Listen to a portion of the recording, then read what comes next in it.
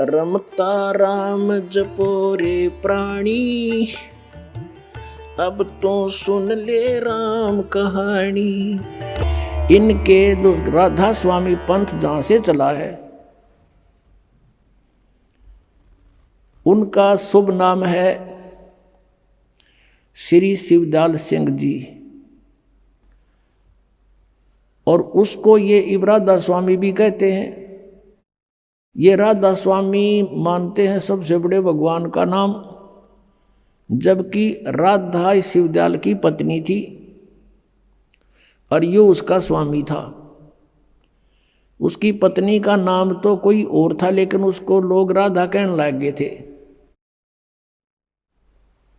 अब उसका जो छोटा भाई था शिवदयाल जी का, प्रताप सिंह, वो अपनी भाभी को राधा कहता था और भाई को कृष्ण मानने था, इसलिए राधा स्वामी कहने लगे। जैसे उमा स्वामी कहते, उमा स्वामी, उमा माने पार्वती और स्वामी उसका पति। उमा स्वामी का अर्थ हो गया शंकर भगवान, तो राधा स्वामी का अर्थ हो गया राधा का पति यानी शिवदयाल।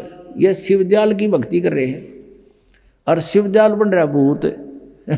बुक्की में बोला अपनी शिष्या में, तो कहाँ जाएंगे ये बोली आत्मा? कुछ तो सोच लो बुद्धिमान हो। आज कंप्यूटर तो ही बना लिए और इंटरनेट बना लिए, और इसमें जरा सा भी दिमाग नहीं लड़ान दे हम, और करोड़ों की संख्या में इनके अनुयायी बने बैठे हैं। क्या यूज है वहाँ भटकने का, धक्के खाने का? आपको थोड़ा सा ये दिखाते हैं रिहर्सल, या इनकी एक ट्रेलर दिखाते हैं। इन राधा स्वामी वाले गुरुओं को कितना ज्ञान था, फिर कहाँ जाएंगे? झूठा ज्ञान ध्यान कहाँ लाओ? ये बाद विदा चतुराई। जिसकी थ्योरी गलत है, थ्योरी के ऊपर प्रैक्टिकल होता है। जिनकी थ्योरी ही गलत है तो प्रैक्टिकल ऑटोमेटिकली गलत है उनका। ये बात करते हैं सतलोक जाने की, इन बेरा को ना सतनाम सह के यू खान का पीने का, या कोई भजन करने का है, या कोई स्थान है, इनका ये समझ में ना आखिरी सांस तक इनके गुरुओं के। तो ये पिछले वाले कहाँ जाएंगे? आपको दिखाते हैं। ये देखिएगा, एक पुस्तक है सारवचन राधा स्वामी वार्तिक। ये प्रकाशक हैं जगदीश चंद्र सेठी, सेक्रेटरी राधा स्वामी व्यास, सत्संग व्यास, डेरा बाबा जयमल सिंह।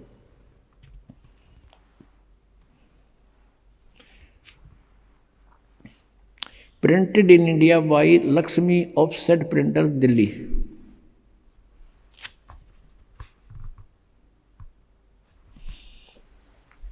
इनकी भूमिका से ही पता चल जाता है, आप देखिएगा। सारवचन राधा स्वामी वार्तिक हजूर स्वामी जी महाराज के वचनों का संग्रह है। ये वचन सत्संगों तथा अन्य चर्चाओं के दौरान सत्संगियों ने नोट किए थे।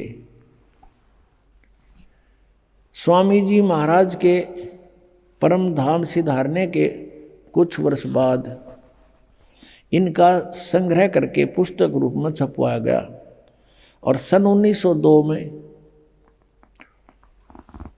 बाबा जयमल सिंह जी महाराज ने सारवचन राधा स्वामी वार्तिक को पहली बार गुरमुखी लिपि में छपवाया। यानी वो दूसरी भाषा में तो पहले छपी हुई थी, और 1902 में तो बाबा जयमल सिंह जी ने पंजाबी भाषा में, गुरमुखी भाषा में छपवाया। और प्रस्तुत पुस्तक उसी प्रथम गुरमुखी संस्करण के अनुसार है, और अब इसका हिंदी संस्करण प्रकाशित किया जाता है। 1902 से लेकर 2012 110 वर्ष हो गया जिनने ये अड़ंगा गोठत्या ने, और इसके बारे में वो समझ नहीं सके, इसमें कहना के चाहे। देखिएगा, स्वामी जी महाराज का शुभ नाम सेठ शिवदयाल सिंह जी था। आपने 25 अगस्त 1818 में आगरा शहर में जन्म लिया। आपके पिताजी का नाम सेठ दिलवाली सिंह जी तथा माता जी का नाम महामाया जी था। आपके पूर्वज पंजाब के रहने वाले थे तथा घर में गुरु ग्रंथ साहिब का पाठ किया जाता था। आपके माता पिता हाथरस के प्रसिद्ध संत तुलसी साहेब के भक्त थे। स्वामी जी महाराज ने भी तुलसी साहेब की काफ़ी संगति की थी। यानी शिवदयाल जी को, जिसको राधा स्वामी कहते हैं, उसने भी तुलसीदास हाथरस वाले की काफ़ी संगति की थी, यानी उसके वचन सुने थे। बचपन से ही स्वामी जी महाराज का रुझान अध्यात्म की ओर था। आपने एक कमरे में बैठकर 17 वर्ष सुर शब्द योग का अभ्यास किया। 17 वर्ष तक एक कमरे में बैठकर। ये हठ योग किसी भी संत मत में नहीं है, ये मनमुखी आचरण है इन लोगों का। आगे देखो, ये पृष्ठ 5 पे आपने पढ़ा, 6 पे देखो। और सन 1861 में बसंत पंचमी के दिन खुले तौर पर आम सत्संग और सुरत शब्द योग का उपदेश शुरू किया। आगे देखो, अब यहाँ थोड़ा सा और देखना पड़ेगा कि उसके बाद ये बाबा जयमल सिंह का जन्म हुआ 1939 में, ग्राम गुमान, जिला गुरदासपुर में हुआ। और सन 1956 में नामदान प्राप्त किया। यहाँ ध्यान से देखियो, जयमल सिंह ने जहाँ व्यास में डेरा स्थापित किया उसकी कहानी। 1861 में तो उन्हें सत्संग शुरू किया, किसने? शिवदयाल जी ने। और 1856 में, यानी 5 वर्ष पहले इसको नाम प्राप्त हो लिया, इसको जयमल सिंह जी को। और फिर 32 वर्ष तक इसने सेना में नौकरी की। 32 वर्ष तक। सन 1878 में नौकरी, 32 वर्ष तक सेना में नौकरी, 56 ये 32 वर्ष नौकरी के बाद सन 1889 में पेंशन प्राप्त करके रिटायर हुए और व्यास नदी के किनारे आकर रहने लगे। अब शिवदयाल जी की मृत्यु हुई सन 1878 में, 60 साल की उम्र में। 1818 प्लस में 60, 1878 में इनकी मृत्यु हुई। और जयमल सिंह जी 1889 में 11 वर्ष बाद अपना मनमुखी व्यास नदी पर चमटा गाड़ दिया। व्यास आकर बाबा जी महाराज ने वहाँ सत्संग शुरू किया। वहाँ पर एक और बबूल का पेड़ उग गया। अब हम आगे चलते हैं। अपना आत्माओं, एक विचारणीय विषय है। सन 1878 में शिवदयाल जी की मृत्यु होगी। ये चले गए जिस जहाँ भी इन्होंने जाना था। और फिर 1889 में 11 वर्ष बाद जयमल सिंह जी वहाँ व्यास में डेरा स्थापित करते हैं। इससे सिद्ध है कि उनको आदेश नहीं था नाम आदि देने का, नहीं था तुरंत नौकरी त्याग कर शुरू कर देते कार्य को। जैसे इस दास पर रजा हुई हमारे गुरुदेव की। इस दास ने सन 1988 में दीक्षा प्राप्त की थी पूज्य गुरुदेव जी से। और 1994 में दास को आदेश कर दिया कि तो उपदेश दिया कर। उसी दिन से उपदेश शुरू कर दिया था इस दास ने 1994 से।